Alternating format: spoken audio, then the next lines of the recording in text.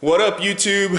Cutting it down to the wire. It's almost Thanksgiving. Hope you guys are ready. Hope you've been buying all your food, avoiding the mobs out there that are coming up because it's going to be crazy last minute.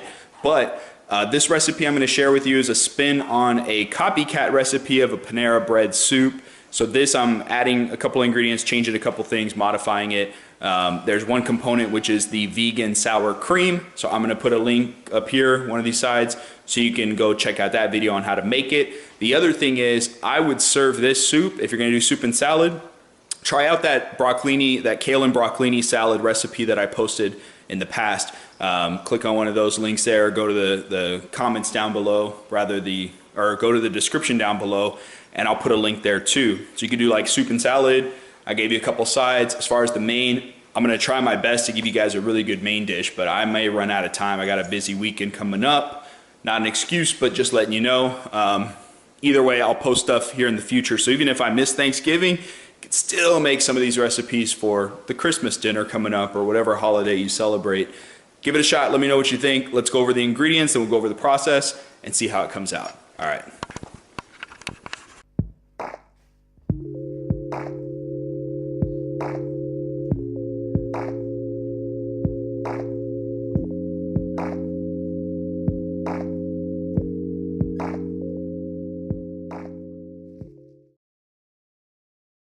All right, so we're going to go ahead and get started. First thing you want to do is preheat that oven to 450 degrees Fahrenheit and then start peeling the butternut squash.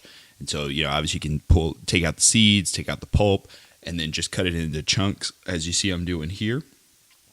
Just try and use as much of that flesh as you can. Try not to waste any of it. And then what I'm going to do is go ahead and coat it with olive oil as you see me doing here. You can use coconut oil if you prefer, but just coat it evenly on all the pieces and then just toss a little bit of salt and pepper in there to season them.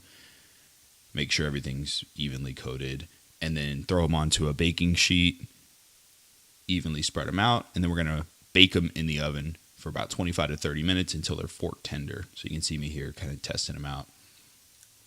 Then you're going to mash them. If you don't have a ricer like I've used in my other recipe for the mashed potatoes, as you see here I'm using the ricer again, but you can also mash them by hand. Then just throw in that pumpkin puree. We're also going to add in the apple juice. This is a really good apple juice, by the way, if you ever get a chance to try it out. It's really tasty. And then, of course, the milk substitute. So I'm using flax milk, but you can use almond milk, and also the veggie broth. So go ahead and add that in as well. Now, if you have an immersion blender, you're going to use it here. This is a great tool to have in your kitchen. Makes mixing a lot easier, saves you from having to wash a blender. But if you don't have an immersion blender, just go ahead and instead of adding everything into the pot, just add it into your blender, get that all mixed up, and then pour it into the pot. Next, we'll add in the maple syrup and the other ingredients. So you're also going to toss in the cinnamon here. And then we're also going to add in the cardamom. And then follow it up with the salt and the pepper. Blend all that up, get it mixed nice and well. And we're going to put it on a low, medium, low heat, just bringing it to a simmer. I definitely recommend covering it with a lid so it doesn't splatter everywhere. And while that's warming up, let's go ahead and toast some pepitas. As you can see I'm doing here, just don't burn them. You could also roast them if you want, but I'm toasting mine, and then I'm adding in a little bit of curry powder just to give a kick to them, and a little bit more depth of flavor when you add them into your recipe. So when you also make the soup, you can throw in that vegan sour cream that I was talking about. All right, guys, there you go. Pretty easy recipe, but just a little more to it. Nothing too crazy. I think you can handle it. I'm gonna try it out because, like I said, this is my first time making it, veganizing another recipe. So let's give it a shot.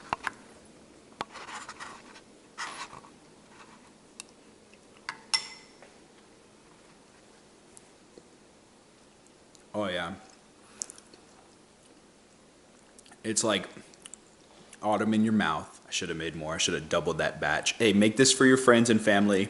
Thanksgiving, weekend, Christmas, whenever, anytime in the fall. Whenever you can get butternut squash, everything else pretty much can get all year round. So give it a shot. Let me know what you think. Leave a comment down below. Subscribe if you haven't already, please. I'm going to do my best to try and start throwing out more videos as often as I can for y'all. So appreciate you following me, and hope y'all have a very happy Thanksgiving. See you next time.